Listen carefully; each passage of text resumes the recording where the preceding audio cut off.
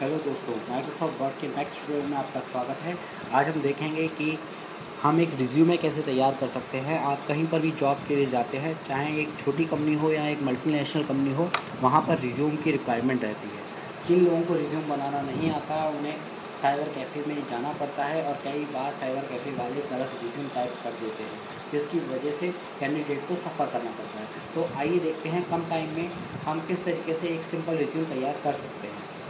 सबसे पहले आप अपने माइक्रोसॉफ्ट वर्ड के डॉक्यूमेंट को खोल लीजिए, पेज लेआउट टैब में आइए और साइज़ में जाके पेज साइज़ को कर दीजिए A4, क्योंकि हम ज़्यादातर A4 साइज़ में ही अपने प्रिंट आउट निकालते हैं।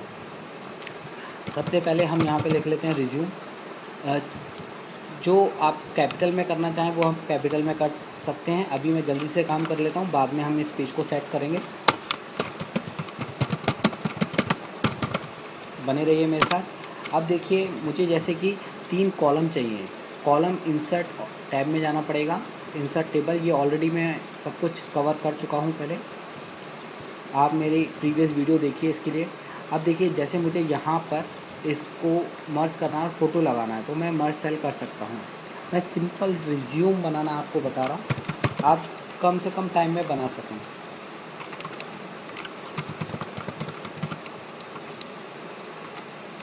उसके बाद ईमेल आईडी, मोबाइल नंबर, आप पूरा मेंशन करना चाहें तो कर सकते हैं, शॉर्ट में भी लिख सकते हैं।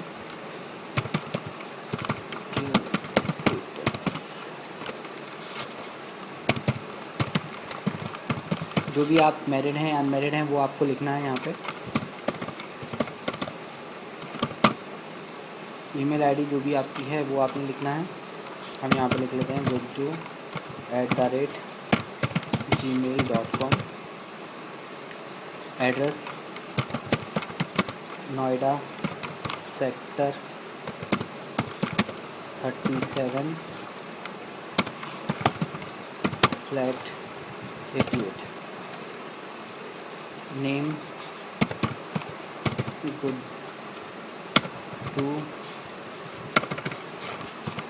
गुड्डू गौतम। ठीक है, आगे चलते हैं। अब हमें लिखनी है एजुकेशनल क्वालिफ़िकेशन।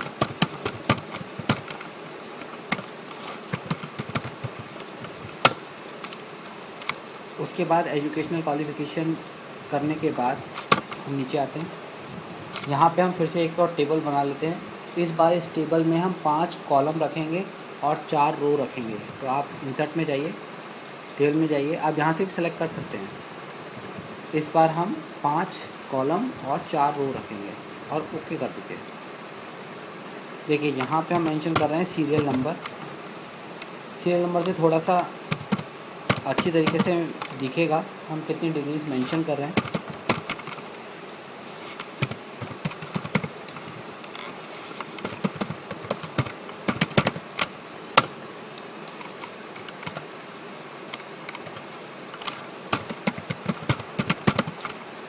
टैब दबाते जाइए, टैब से आप आगे बढ़ जाएंगे।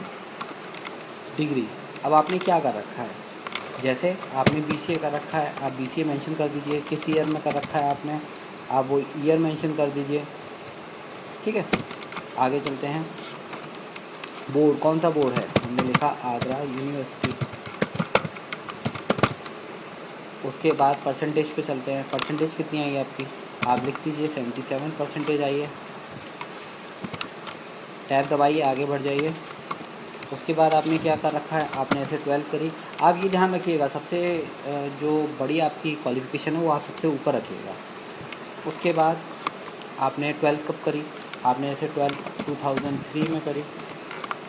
अब कहाँ से करी आपने करी CBSE बोर्ड से, तो CBSE बोर्ड लिख दीजिए यहाँ पे। परसेंटेज कितने आए थे। उसके बाद आपने 10th करी। 10th कहाँ से करी आपने, 2001 में करी, CBSE बोर्ड। आप लिखना चाहें तो आप पूरा भी लिख सकते हैं कि आपने कौन से स्कूल से करी, वो सब आपके ऊपर डिपेंड करता है कि आप कितना मेंशन करना चाहते हैं। अब देखिए, ये सारा कंटेंट हमारे सेंटर में नहीं है, इसको मैं सेलेक्ट करता हूँ होम में जाता हूँ और सेंटर कर लेता हूँ। आइए आगे चलते हैं। अब देखिए, उसके बाद हम एक्सपीरियंस के बारे में बात कर रहे हैं, तो हम लिख लेते हैं यहाँ पे 8 years experience as center director at MGCSM computer centre Vrindavan. आप जितना भी आपको एक्सपीरियंस हो आप और भी लिख सकते हैं, जैसे कि आपने कहीं और भी वर्किंग कर रखी है अलग अलग फील्ड में, आप वो भी मेंशन कर सकते हैं। तो हम शॉर्ट में अपने बारे में बता रहे हैं, तो इसलिए इतना ही रहने देते हैं। उसके बाद आपने डिक्लेरेशन लिखनी है यहाँ पे।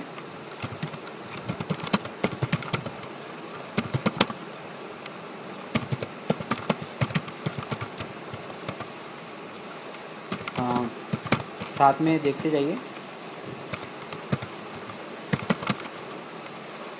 और अगर आपको ये रिज्यूम बनाना पसंद आया हो तो लाइक और कमेंट ज़रूर कीजिएगा, बताइएगा। ये एक सिंपल रिज्यूम है फ्रेशर्स के लिए।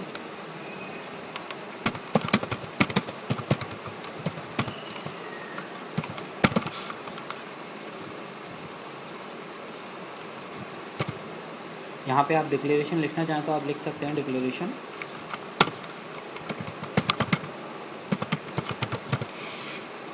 अब देखिए, जो हेडिंग है उसको हम थोड़ा बोल्ड कर देते हैं। अगर हम साथ के साथ में करते तो उससे क्या होता है, थोड़ा सा टाइम ज़्यादा लग जाता है, तो इसलिए ये काम मैंने बात के लिए छोड़ दिया था। आई होप आपको रिज्यूम बनाना आया होगा। ये सिंपल रिज्यूम है, इसमें हमने कोई ज़्यादा मेहनत नहीं करी, पर इतना सिंपल रिज्यूम आपको बनाना आना चाहिए कम से कम। और साथ में अभी मैं आपको ओपन करके दिखाऊंगा। अगर आपको थोड़ा सा ढंग से रिज्यूम बनाना है तो आप उसका स्क्रीनशॉट ले लीजिएगा।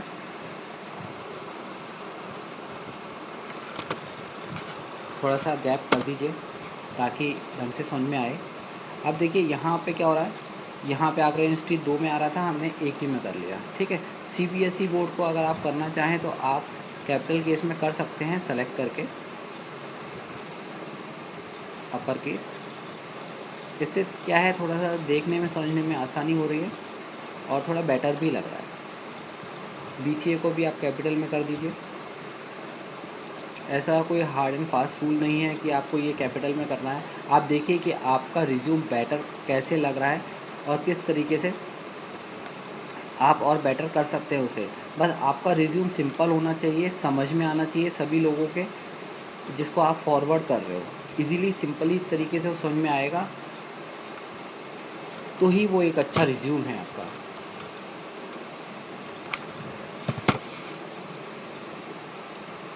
I hereby declare that the information provided above is true to the best of my knowledge। अब नीचे आप मेंशन करिए डेट। कैपिटल में लिखना चाहें तो लिख सकते हैं, टैब दबाइए, आगे आइए और यहाँ पर आप सिग्नेचर लिखिए। ठीक, यहाँ पे जिस दिन आप जा रहे हैं वहाँ की डेट आ जाएगी और यहाँ पे नीचे आपके साइन आ जाएंगे।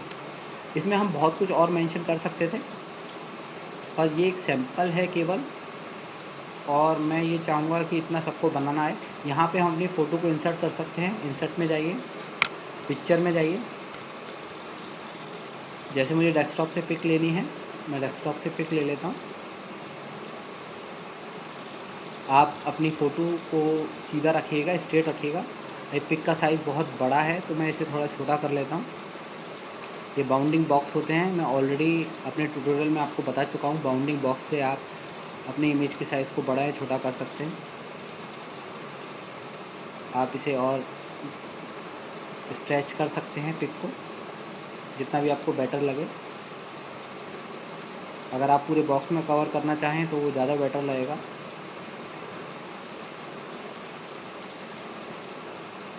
ठीक है, आई होप आपको ये चीज़ें समझ में आ रही होंगी। अब मैं आपको एक और सैम्पल रिज्यूम दिखा देता हूँ, तो आप उसका स्क्रीनशॉट ले लीजिएगा। देखिए इस तरीके से भी आप इस तरीके से भी अपना रिज्यूमे बना सकते हैं। आप स्क्रीनशॉट ले लीजिएगा। ये थोड़ा सा जो एक्सपर्ट लोग होंगे जिन्हें एक्सपीरियंस ज़्यादा है वो इस तरीके से काम कर सकते हैं। कई बार मेरे पास बच्चे आते हैं और बोलते हैं कि सर हमें रिज्यूम बनाना बताइए। उन्हें ये नहीं पता होता कि हमें क्या क्या मेंशन करना है इसमें। तो अगर आप थोड़े एक्सपीरियंस होल्डर हैं तो आप कुछ इस तरीके से रिज्यूम बनाइए, जितने आपके एक्सपीरियंसेस हैं वो आप सब शो करिए। और आप चाहें तो ये सिंपल तरीके से भी रिज्यूम बना सकते हैं, कोई दिक्कत नहीं है। आप जैसा भी रिज्यूम बनाना चाहें आप बनाइए, बस रिज्यूमे सिंपल होना चाहिए ताकि हर एक को समझ में आए और सिंपल तरीके से आए। ठीक है, आई होप आपको ये वीडियो पसंद आई होगी। लाइक और शेयर ज़रूर करें, सब्सक्राइब करें और ज़्यादा से ज़्यादा शेयर करके हमें मोटिवेट करते रहिए। Thank you.